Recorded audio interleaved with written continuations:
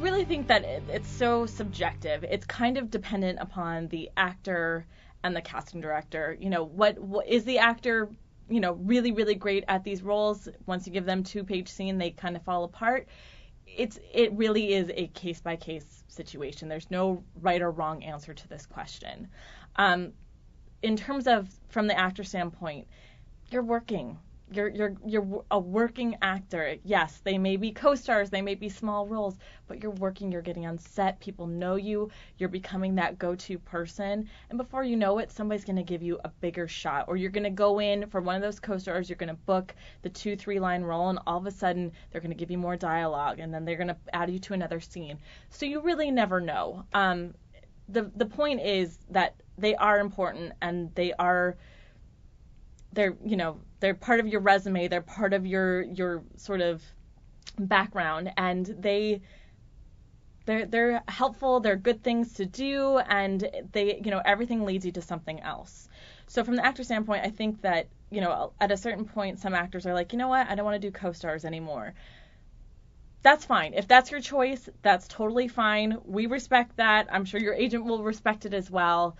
But eventually something's going to happen where that co-star is going to turn into a guest star, or the casting director that booked you for the co-star knows you're really great and wants to get you on a guest star in something else.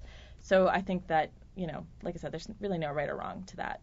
From the casting director standpoint, if you have credits, that's great. We're not judging whether or not that they're all co-stars or they're all guest stars. Like I said, everybody gets different breaks at different times. Seeing the fact that so many people have booked you is a great thing to show off. So from our standpoint, maybe we're going to be the ones that'll give you that shot. You just never know.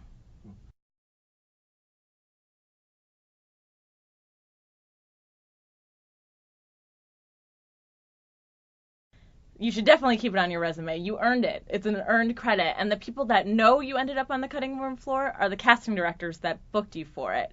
So just because you did end up there doesn't mean that we can't rehire you. We know that the other people in the world can know that you booked a role because you did.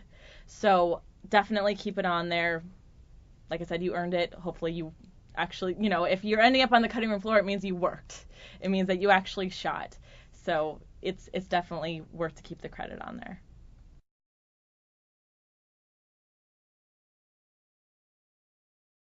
Unless they're consistently not paying attention to the specifics on the breakdown, where, we try to be as specific as possible in our descriptions of the characters. So we'll give an age range and either say open ethnicity, or we'll give specific ethnicities, and then we'll say schlubby, or we'll say gorgeous, or we'll give certain physical traits.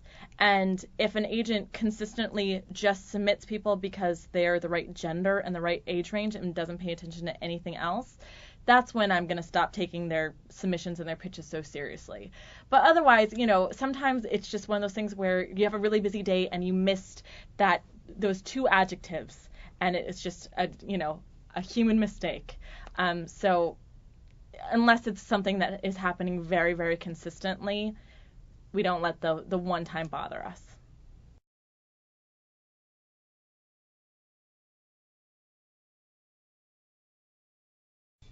They never actually take it as don't ever call. We put it on our breakdowns all the time, but it's helpful because then the world doesn't call. But there's always some that will call no matter what. And now in this age of technology, instead of calling, they just send emails. So they get to us, but it's their job. If we can't yell at them for doing it because they're really looking out for their clients, they're doing their job. That being said, if we specifically say that, it means that we're really busy and we really don't have time to take pitch phone calls. So what will often happen is they'll call us and try to pitch, and we'll say we don't have time. Either email it to us or just submit them online, and we'll go through everything.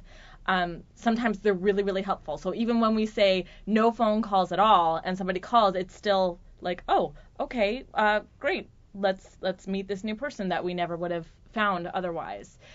But that being said, we do say it for a specific reason. It's just because the volume of calls that we get every single day, not only from agents and managers, but from our producers and from the studio network.